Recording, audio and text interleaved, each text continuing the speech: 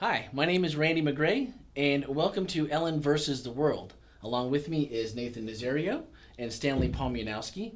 And before we go on, why don't you each take a moment to introduce yourselves and just give the viewers an idea of your background as far as production. Nathan? Sure, I'll start. So my name is Nathan Nazario, and I am the producer on Ellen vs. the World, which we're going to be talking about today, sitting beside the creative genius, Stanley Pomianowski, who is our writer-director. And I have about 20 years of experience in the film and television business, both on the marketing and public relations side, as well as production. Most recently, I was the producer on a feature film called Old Fashioned, which played nationwide theatrically, and we opened up in 2015 opposite 50 Shades of Grey, and that's another podcast. There's another story podcast. There you there. go. But just delighted to be a part of this, and look forward to sharing it with you. Stanley. Awesome. I am Stanley Pomianowski. I've been making short films since I was about 12. I used to make them with my cousins, and we would have to rewind the tape because it was like a VHS camcorder. Things have come a really far away, and really excited about this project. On this project, I was the writer and director, and have just had a fantastic time working on this and thinking of new storylines, and we just have a lot of stories to tell. All right, so now we've got that out of the way. You may be wondering to yourself, what is Ellen versus the World? And Stanley, this has been a project that's been on your mind and in final draft for what? How many years? I think I wrote this probably 3 or 4 years ago, if I remember correctly. And I wasn't sure what to do with it. Other projects came up, and so things were coming and going. But then end of 2017, I was like, you know what? I'm turning a certain age, which I won't say, and I was like, I need to do more things with my life that are good. And so I sent the script out to several people, and the Florida Conference Youth Ministries Department really latched onto it. I actually didn't hear from them for like a couple months, and I was like, it's dead. And then it got picked up, and we were like, hey, awesome. So we were able to shoot it. The series will be a web series that will come out weekly in seasons. We're hoping to have anywhere from 5 to 10 for the first season, depending on funding.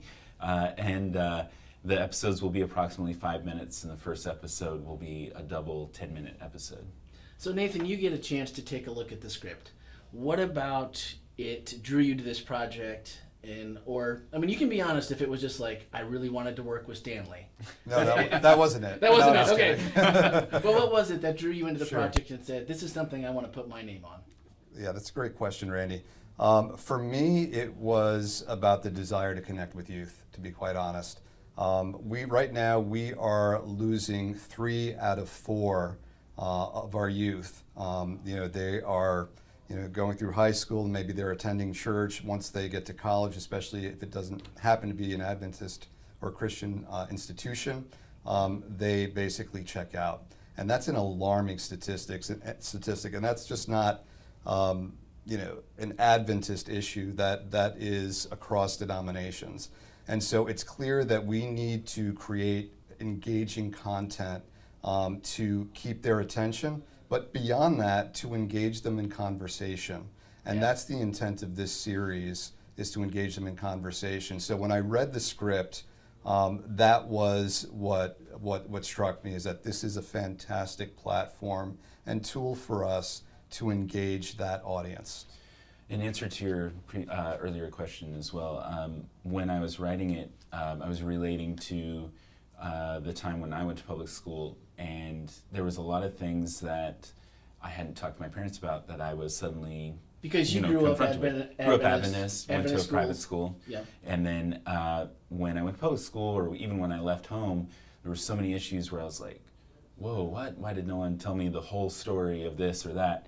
And I really wanted to be able to create something that could start conversations between parents and their kids, or kids and their pastor, whoever they can trust.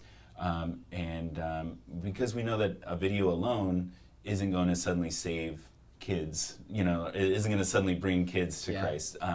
We know that it's going to take adults involved with kids, to keep them involved, to understand why we do a lot of things that we do, why we worship, the day we worship, things like that. Those are the things that are important. Those are the things that we want to jumpstart. So you can check back next Wednesday on the website, ellenversustheworld.com. We are on Facebook, Twitter, and Instagram already. You can just search Ellen versus the World on any of those platforms and you'll be able to find us, no problem. And we actually, then next Friday, the 28th, we will be back with either another video, a blog that happens on the website.